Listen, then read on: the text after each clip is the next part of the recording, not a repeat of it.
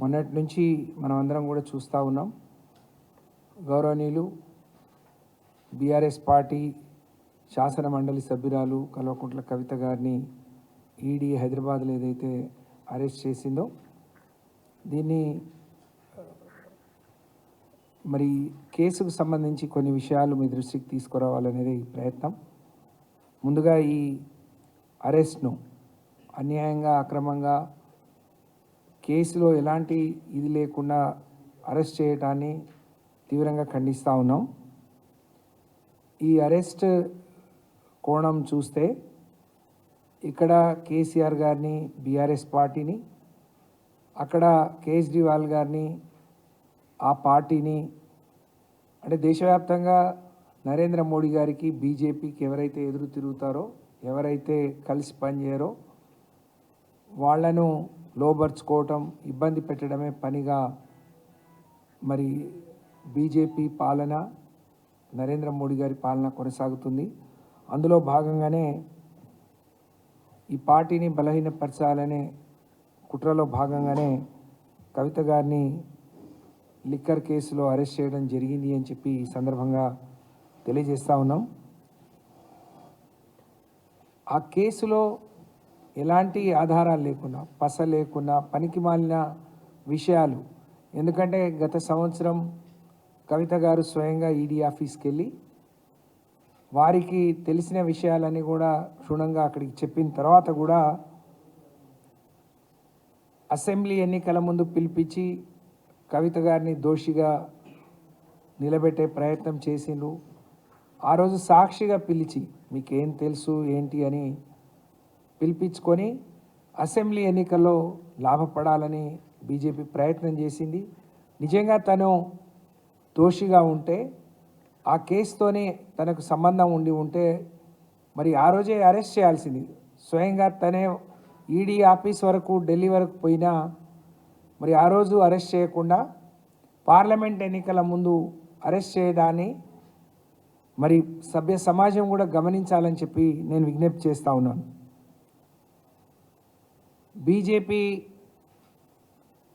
ప్రతిపక్షంగా ఉండే వాళ్ళను వేధించడంలో భాగంగా మాత్రమే మరి వాళ్లను రాజకీయంగా ఇబ్బంది పెట్టాలనే కుట్రలో భాగంగానే ఈ అరెస్ట్ జరిగినట్టు మేము భావిస్తూ ఉన్నాం. బీఆర్ఎస్ పార్టీ కేసీఆర్ గారి మీద కుట్రకు మరి కవిత గారి మీద తీర్చుకునే ప్రయత్నం నిజంగా చాలా బాధాకరం.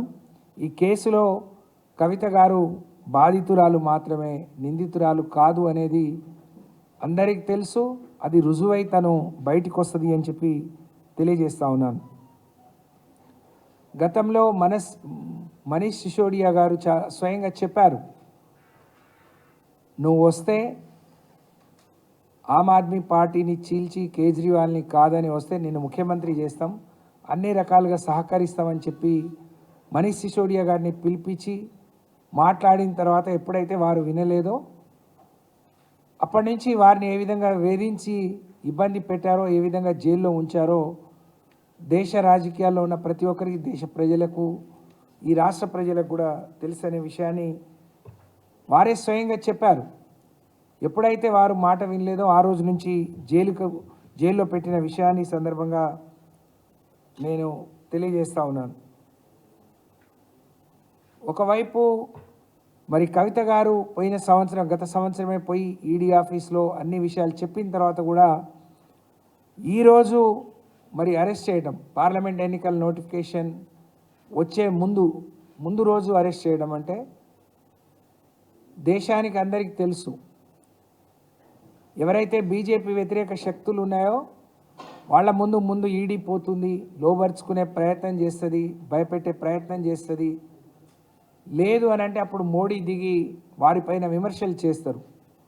కానీ ముందుగా ఈడీ వచ్చి నరేంద్ర మోడీ గారు తర్వాత ఒకే రోజు ఇద్దరు రావడం, అంటే ఎన్నికలు దగ్గర వస్తున్నాయి కాబట్టి ఎక్కువ లబ్ధి పొందాలనే ఉద్దేశంతో మొన్నటి అరెస్ట్ జరిగిందని చెప్పి మేము భావిస్తూ ఉన్నాం.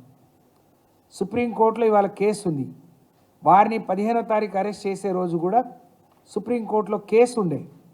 చాలా తెలివిగా ఎక్కడ చిక్కకుండా ఆ కేసుకు సంబంధించి మేము లాయర్లతో మాట్లాడినప్పుడు కూడా చెప్పేది ఇదొక రాజకీయ కక్ష సాధింపు చర్యలో భాగం కాబట్టి ఇందులో ఉన్న బలం ఎంత లేకపోతే ఆధారాలు ఏమున్నాయనేది చూడకుండా వాళ్ళు అరెస్ట్ చేసి తీసుకొస్తున్నారు. కాబట్టి ఒక చాలా ప్లాన్డ్గా ఆ రోజు సుప్రీంకోర్టులో కేసు ఉంది కాబట్టి తను ఎక్కడ ప్రోగ్రాములు పెట్టుకోకుండా ఇంట్లో ఉంటే మరి అటు కేసు వాయిదా పడి ఈ రోజుకు వాయిదా పడే క్రమంలోనే తనని అరెస్ట్ చేయడం ముందే చాలా ఒక ప్రణాళికతోని టికెట్లు తీసుకొని ఇంతమందిని తరలించి తను ఎక్కడుందో తెలుసుకొని తన్ని అరెస్ట్ చేయడం అని అంటే మరి ఎంత పకడ్బందీ ప్రణాళికతో వచ్చిందో మనం అర్థం చేసుకోవచ్చు.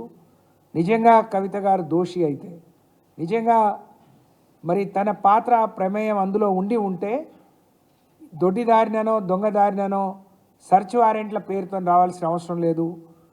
నిజంగా అరెస్ట్ వారెంట్తో వచ్చి జరిగింది ఇది, మీ ఉన్న ఆధారాలు ఇది అని చెప్పి ఇక్కడే చెప్పే అవకాశం ఉన్నా కూడా మరి దొడ్డిదారిన దొంగదారిన వచ్చి తన్ను అరెస్ట్ చేసినట్టు మేము భావిస్తూ ఉన్నాం. అలాగే ఈ మద్యం పాలసీ ఏదైతే ఉందో 100 కోట్లు చేతులు మారినాయని చెప్తున్నారు. కానీ ఆ 100 కోట్లు ఎక్కడైనా ఆధారాలు చూపించారా? మీడియాకు లేకపోతే పేపర్ మీద పెట్టడం తప్ప దేనికైనా మీ దగ్గర రుజువు ఉందా అని చెప్పి మేము అడుగుతూ ఉన్నాం. ఢిల్లీ మద్యం పాలసీ మార్పు చేసి దాని ద్వారా మరి లబ్ధి పొందినని చెప్తున్నారు. దేశంలో అనేక పాలసీలు మారుస్తూ ఉంటారు. ఏ ప్రభుత్వం వాళ్ళకు నచ్చిన రీతిలో ప్రజలకు మేలైన పరిపాలన అందించే క్రమంలో అనేక పాలసీలు మరి అమలు తీసుకొస్తూ ఉంటారు. మన పక్కనే ఉన్న ఆంధ్రప్రదేశ్ కూడా మద్యం పాలసీ మార్చుకొని వాళ్ళు సొంతంగా వాళ్ళ లోకల్ మేడ్ని వాళ్ళు ప్రమోట్ చేసుకున్నారు. అలాగే ఢిల్లీలో కూడా వస్తున్న ఆదాయం కంటే ఎక్కువ ఆదాయం వస్తుంది అని వాళ్ళు పాలసీ మార్చుకున్నారు. పాలసీ మద్యం పాలసీకి దాని ద్వారా లబ్ధి పొందడానికి ఏమైనా సంబంధం ఉందా అని చెప్పి అడుగుతూ ఉన్నాం. వాళ్ళు పాలసీ మార్చుకుంటే ఏ ప్రభుత్వమైనా నరేంద్ర మోడీ గారు కేంద్ర ప్రభుత్వం కూడా అనేక పాలసీలు మార్చుకుంది. అంటే పాలసీలు మారితే దాని వెనక అవినీతి ఉన్నట? నరేంద్ర మోడీ గారు కేంద్ర ప్రభుత్వం అనేక పాలసీలు మార్చారు. బొగ్గు పాలసీ మార్చారు, అనేక విషయాల్లో అన్ని పాలసీలు తీసుకొచ్చారు. అంటే అన్నిట్లో మీకు ముడుపులు వచ్చాయా? అన్నిట్లో మీకు లాభం చేకూరిందా? అన్నిట్లో మీకు అవినీతి అంటే మీరు చేస్తే ఎంత అవినీతి వచ్చింది? ఒక మద్యం పాలసీ మారిస్తేనే ఇన్ని 100 కోట్లు ఇన్ని 1000 కోట్లు చేతులు మారినాయని చెప్పే బీజేపీ నాయకులకు మరి మీరు కేంద్రంలోనే దేశవ్యాప్తంగా అనేక పాలసీలు తీసుకొచ్చారు. ఉదాహరణకు మన దగ్గర ఇక్కడ బొగ్గు దొరుకుతున్న విదేశీ బొగ్గును కూడా తీసుకురావాలి అని చెప్పి అనేక సంస్థల మీద ఒత్తిడి తీసుకొచ్చిండు. విద్యుత్ మీద అన్నిటికీ అన్ని పాలసీలు మీరు మార్చుకున్నారు. మరి ఎన్ని వేల కోట్లు ఎన్ని లక్షల కోట్లు చేతులు మారాయి? దాంట్లో మీ భాగం ఎంత? మీరు దోషులా? మిమ్మల్ని కూడా అరెస్ట్ చేయాలా? ఢిల్లీలో మద్యం పాలసీ మారితే కవిత గారిని అరెస్ట్ చేశారు. మరి దేశవ్యాప్తంగా మారిన పాలసీల్లో ప్రధానమంత్రిని అరెస్ట్ చేస్తారా? నరేంద్ర మోడీ గారిని మేము కూడా చెప్తాం, నరేంద్ర మోడీ గారికి 1000 కోట్లు 1,00,000 కోట్లు ఇచ్చామని. నరేంద్ర మోడీ గారిని అరెస్ట్ చేస్తారా? అంటే వ్యక్తులను బట్టి న్యాయం చట్టం మారుతుందా?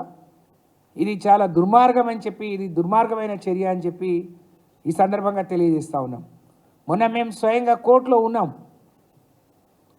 సుప్రీంకోర్టులో కేసు ఉండగా ఇదే సుప్రీంకోర్టు ఇంకా ఇద్దరితో కలిపి కవిత గారిని ట్యాగ్ చేసినప్పుడు ఆ కోర్టు ఈరోజు 19వ తారీఖు మరి టేబుల్ అయిన క్రమంలో, అంటే భారతదేశంలో అత్యున్నతమైన న్యాయస్థానం సుప్రీంకోర్టు. సుప్రీంకోర్టులో కేసు ఉండగా మరి వేరే కోర్టులలో వేరే మరి దీంట్లో తనని మరి అరెస్ట్ చేయడం అనేది చాలా దుర్మార్గం. ఎవరినైనా అరెస్ట్ చేస్తే ఫస్ట్ రిమాండ్ చూపిస్తారు, తర్వాతే కస్టడీకి తీసుకుంటారు. అని ఎంత దుర్మార్గం అంటే అరెస్ట్ చేసిన మనిషిని రిమాండ్ చేయకుండా, రిమాండ్ చూపించకుండా తిరిగి మళ్ళీ కస్టడీకి తీసుకున్నారు.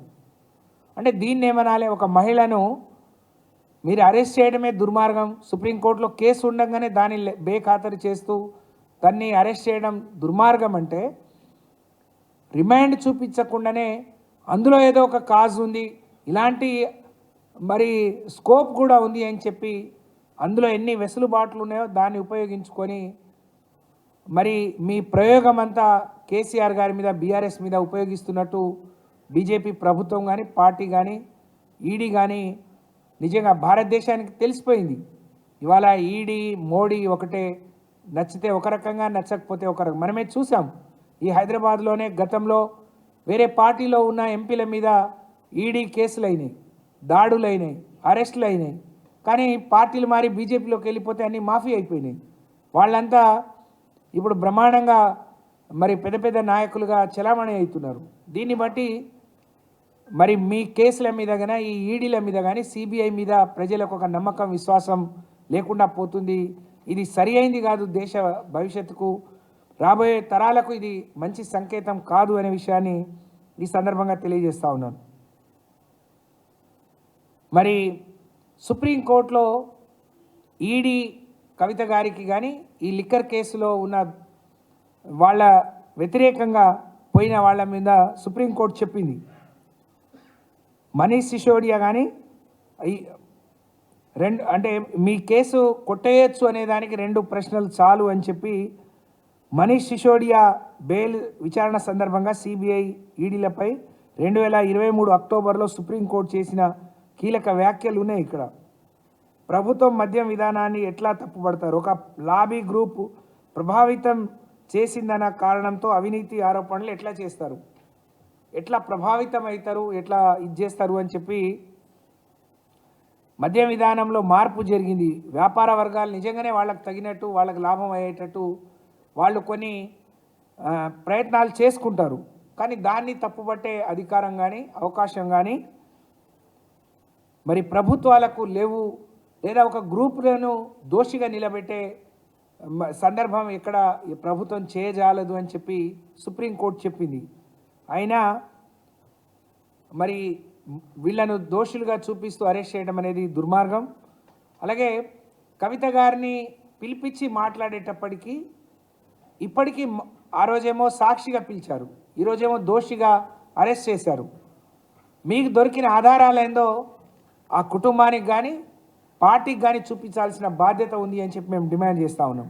కొంతమంది అప్రూవర్లుగా మారిన వాళ్ళు మరి వాళ్ళు బయటపడటానికి లేకపోతే వాళ్ళకున్న పరిధిలో వాళ్ళు ఏం చెప్పారో తెలియకుండా, అంటే ఇన్ని రోజులు కవిత గారిని ఇరికించాలి, అరెస్ట్ చేయాలి, ఇబ్బంది పెట్టాలని ఒక పద్ధతి ప్రకారం మీరు అన్నీ కూడా సృష్టించినట్టు మేము భావిస్తూ ఉన్నాం. కాబట్టి ఇది సరి అయింది కాదు అని చెప్పి తెలియజేస్తూ, మరి మద్యం పాలసీ మనం అనుకున్నట్టు ఇందాక పంజాబ్లో మార్చుకున్నారు, ఆంధ్రప్రదేశ్లో మార్చుకున్నారు, అనేక రాష్ట్రాలు వాళ్ళకు అనుగుణంగా మార్చుకుంటాయి. కానీ దాన్ని బేస్ చేసుకొని అందులో ఏదో అవినీతి జరిగిందని మాట్లాడటం నిజంగా చాలా దుర్మార్గం. అలాగే ఈరోజు కేజ్రీవాల్ గారికి కూడా సిబిఐ సమన్లు ఇచ్చింది. అంటే బీజేపీకి వ్యతిరేకంగా ఎవరైతే రాజకీయాలు చేస్తారో, వాళ్ళని ఎవరైతే విమర్శిస్తారో, మరి వాళ్ళ మీద ఈ అక్రమమైన కేసులు, వాళ్ళ మీద దాడి, వాళ్ళని భయపెట్టాలనే ఇదొక అలవాటుగా, ఒక నానుడిగా ఈరోజున్న బీజేపీ సర్కార్కు మారిపోయింది అనే విషయాన్ని ఈ సందర్భంగా తెలియజేస్తూ, మరి దీన్ని ఎక్కడో అక్కడ ఫుల్ స్టాప్ పెట్టాల్సిన అవసరం ఉంది. ఈరోజు సుప్రీంకోర్టులో కేసు ఉంది, మాకు ఆశాభావం వ్యక్తం చేస్తూ ఉన్నాం. మళ్ళీ 23 వరకు కవిత గారిని కస్టడీకి తీసుకున్నారు. నిజంగా తను ఎక్కడా తప్పు చేయలేదు అని చాలా ధైర్యంతో ఇవాళ ఈ కేసులని ఎదుర్కొంటున్నారు. తప్పకుండా న్యాయం నిలకడ మీద తెలుస్తుంది, అను నిర్దోషిగా బయటికి వస్తుంది. కానీ దేశంలో ఉండే ఈడీ కానీ సిబిఐ ప్రజల విశ్వాసాన్ని కోల్పోతూ ఉన్నాయి. ఈడీ కానీ సిబిఐ చేసే వాళ్ళేమో యాక్టర్లు అయిపోయారు, కథ, స్క్రీన్ ప్లే, దర్శకత్వం అంతా బీజేపీ వహిస్తూ ఉంది, నరేంద్ర మోడీ గారు వహిస్తూ ఉన్నారు. ఇది సరి అయింది కాదు. ఈ మాట ఎందుకు అంటున్నామంటే, ఢిల్లీలో ఒక ఎంపీ మద్యం లిక్కర్ కేసులో, ఢిల్లీ లిక్కర్ కేసులో కవిత పేరు ఉంది అని చెప్పి అక్కడ ప్రెస్ మీట్ పెట్టిన తర్వాత మాత్రమే ఈడీ, సిబిఐ ఇక్కడ కేసులు పెట్టడం జరిగింది, తనను సాక్షిగా పిలవడం జరిగింది.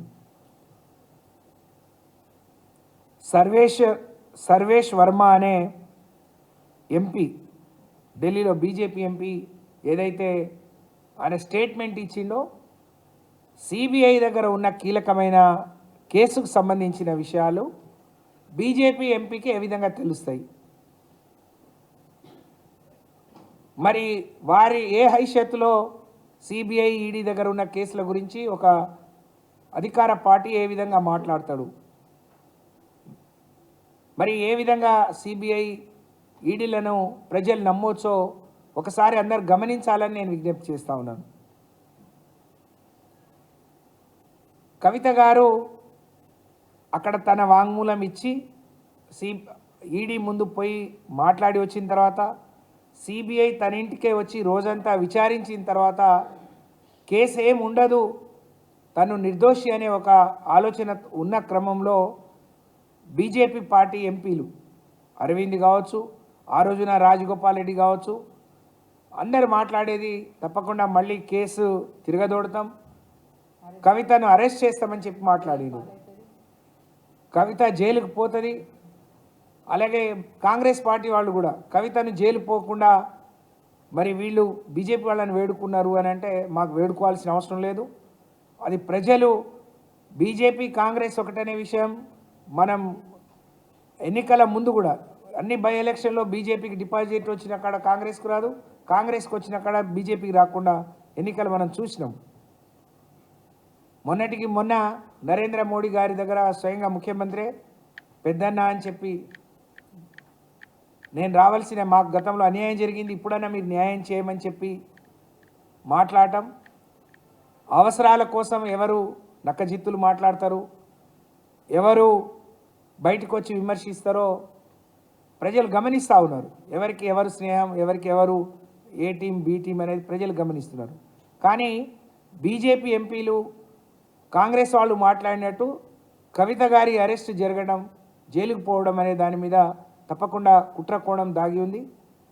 దీన్ని వెలికి తీయాల్సిన అవసరం ఉంది నిజంగా. అందుకనే దేశవ్యాప్తంగా సిబిఐ, ఈడీ వారి క్రెడిబిలిటీని, వాళ్ళ పట్ల ఉన్న నమ్మకాన్ని, విశ్వాసాన్ని కోల్పోతున్నాయని చెప్పి మరి మేము భావిస్తూ ఉన్నాం. వీళ్ళు మాట్లాడింది వాళ్ళు ఎట్లా నిజం చేస్తున్నారు, వాళ్ళు ఎట్లా మరి అరెస్టులు చేస్తారో దీని మీద సమాధానం చెప్పాల్సిన అవసరం ఉంది. అంటే మీరు చేసే పని వాళ్ళకి తెలిసి చేస్తున్నారా, వాళ్ళు చెప్పిన పని మీరు చేస్తున్నారో ప్రజలకు చెప్పాల్సిన అవసరం ఉంది అని చెప్పి నేను తెలియజేసుకుంటూ, మరి ఇలాంటి దర్యాప్తు సంస్థలు పక్కదారి పడితే భవిష్యత్తులో దేశ భవిష్యత్తు ఏంది?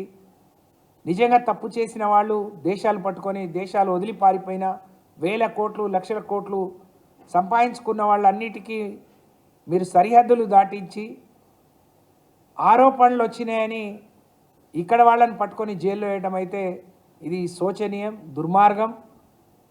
ఒకవైపు ఆ రోజు అరెస్ట్ చేయడం నిజంగా చాలా హేయం, దుర్మార్గమైన, అక్రమంగా అరెస్ట్ చేయడాన్ని మేమందరం సభ్య సమాజం కూడా తీవ్రంగా ఖండించాలని చెప్పి తెలియజేస్తూ, గతం నుంచి వాళ్లకు ఆలోచన ఉండే, కేసీఆర్ గారు ఎప్పుడైతే బీఆర్ఎస్ పెట్టి దేశం కోసం ఇచ్చేసిందో ఎక్కడ నిరోధించాలి, ఎక్కడ అడ్డుకట్ట వేయాలి, ఏ విధంగా ఆయనను ఆపాలి. ఇప్పటివరకు నన్ను క్వశ్చన్ చేసేవాళ్ళు ఉండరు, ఉన్న ఒకళ్ళిద్దరిని ఇట్లాంటి అక్రమ కేసులో పెడుతుంటే మళ్ళీ కొత్తగా వీళ్ళు బయలుదేరారు అని చెప్పి ఒక కక్షపూరితమైన ఆలోచనతోని కేసీఆర్ గారి బిడ్డ కాబట్టి వారిని బలహీనపరచాలి అని చెప్పి వారి నైతికంగా ఇబ్బంది పెట్టాలనే ఒక కుట్రపూరిత ఆలోచన తప్ప ఇంకోటి కాదు అని చెప్పి తెలియజేస్తూ, మరి ఈరోజు దర్యాప్తు సంస్థలు వాళ్ళ నమ్మకాన్ని, గౌరవాన్ని వాళ్ళు కాపాడుకునే విశ్వాసాన్ని తిరిగి పొందే విధంగా ఈ సంస్థలు పనిచేయాలని చెప్పి నేను కోరుతా ఉన్నాను. మరొక్కసారి కవిత గారి అరెస్ట్ను తీవ్రంగా ఖండిస్తూ, కవిత గారు నిర్దోషిగా ఒక కడిగిన ముత్యంలాగా తిరిగి వస్తారు, అందులో ఎలాంటి అనుమానం లేదు. చాలామంది కార్యకర్తలు ప్రజలు మరి ఆందోళన చెందుతూ ఉన్నారు. కవిత గారేదో కేసీఆర్ గారు ఇస్తే అవకాశం తీసుకునే వ్యక్తి కాదు. ఆ రోజు ఒక మహిళగా ఉద్యమంలో కీలక భూమిక పోషించి జాగృతి సంస్థ ద్వారా రాష్ట్రంలో మహిళలందరినీ జాగృతం చేసి తెలంగాణ పోరాటంలో ఒక భాగం చేసిన గొప్ప పోరాట పటిమ కలిగిన నాయకురాలు. వారు చాలా ధైర్యంగా ఉన్నారు, చాలా ఆత్మస్థైర్యంతో ఉన్నారు. తప్పకుండా ఈ కేసులన్నీ ఎదుర్కొని తిరిగి మరి కొత్త బలంతో కొత్త ఉత్సాహంతో తిరిగి వస్తారు అని చెప్పి నేను ఈ సందర్భంగా తెలియజేస్తూ, కానీ ఈ అరెస్ట్ని ఈ అక్రమ కేసులను సమాజం గమనించాలి. సమాజంలో ఉండే మేధావులు విద్యావంతులు దీన్ని తీవ్రంగా ఖండించాలని చెప్పి నేను తెలియజేస్తా ఉన్నాను. ఇప్పుడు గౌరవ పెద్దలు సునీత గారిని